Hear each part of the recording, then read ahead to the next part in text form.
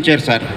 అంటే కొంచెం ఉత్తరాంధ్ర వెనకబడిన ప్రాంతం, ప్యాసింజర్ టెర్మినల్ భవనం, floating concrete pontoon, access gangway, floating dock, fire and rescue boat, seaplane, approach. అంటే జనరల్గా ఈ పదాలన్నీ ఇంగ్లీష్ పదాలు. సరే, ఏదేమైనప్పటికీ కూడా ఈ ప్రాజెక్టు వస్తే మంచిదే, కానీ ఇందులో మరొక్కసారి అధ్యయనం చేసుకుని అర్థం చేసుకోవాల్సిన అవసరం కొన్ని ఉన్నాయి సార్.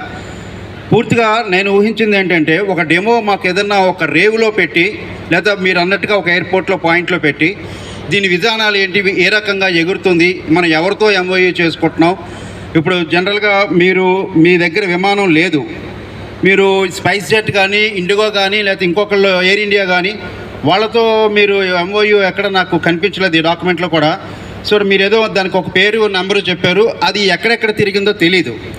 రెండేంటంటే, ఈ ప్రాజెక్ట్ చేపట్టబోయే వ్యక్తికి అనుభవం ఎక్కడుంది,